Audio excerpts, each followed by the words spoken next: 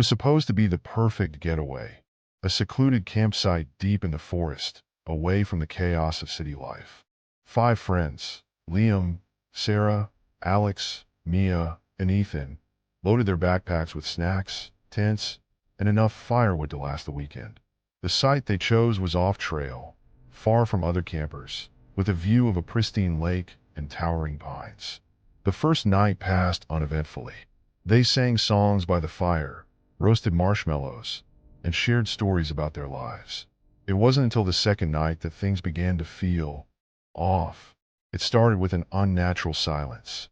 The forest, once alive with the sounds of crickets, rustling leaves, and the occasional hoot of an owl, became eerily still. Even the breeze seemed to hold its breath. "Is it just me, or is it too quiet?" Mia whispered, clutching her blanket tighter. The others shrugged it off at first, but then they began hearing a faint whispering sound just beyond the circle of firelight. It was too quiet to make out the words, but the voices were there, circling their campsite like predators stuck in the prey. "Maybe it's the wind," Alex suggested, though his voice wavered. Liam grabbed a flashlight. "I'll check it out. Probably just some animals." He ventured into the darkness, his flashlight beam cutting through the trees. Minutes passed, then 20. Liam didn't turn. "Liam?" Sarah called out, panic creeping into her voice. The whispering grew louder. Ethan, gripping a stick like a weapon, decided to go after Liam. "Stay here. I'll bring him back." The remaining 3 huddled closer to the fire, their breaths visible in the suddenly cold air. The whispering now sounded like a chant, rhythmic and unnerving. Sarah swore she heard her name. Ethan returned, pale, shaking, without Liam. "I found his flashlight," he stammered. "It's just lying there. And there's something carved into a tree." "What did it say?" Sarah asked, her voice trembling. Ethan swallowed hard. "It said, 'Keep listening.'" Panic overtook them. Mia suggested they leave immediately, but the whispers now surrounded them, echoing from every direction. The fire suddenly extinguished, plunging them into darkness. They didn't sleep that night.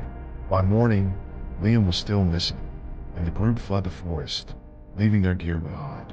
Weeks later, authorities found the campsite, abandoned and eerily undisturbed. Every tree around the site had words scratched into the bark. "Keep listening. Keep listening.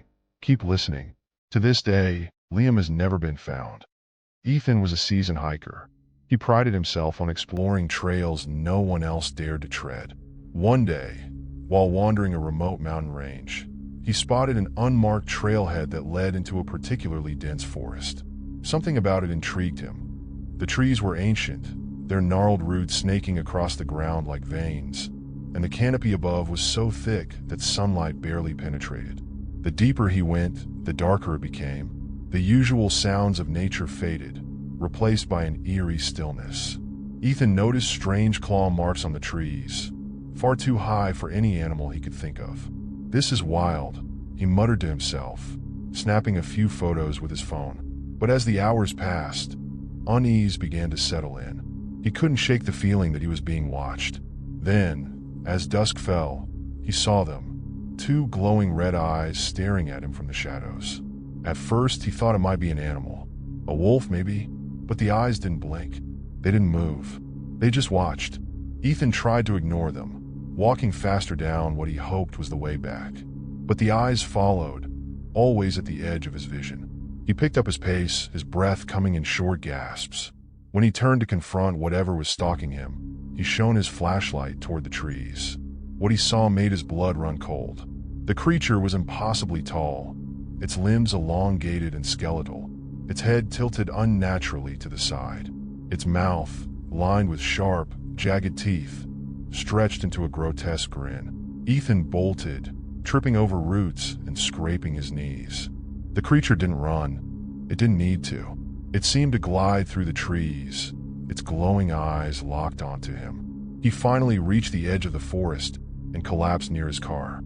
He glanced back one last time and saw the creature standing at the tree lean, its red eyes glowing like embers. Ethan never returned to that forest, but sometimes late at night, he dreams of those eyes, unblinking, watching, waiting. 6 college students, Emma, Jake, Lauren, Mark, Ben, and Chloe, set up camp in the heart of Blackwood Forest.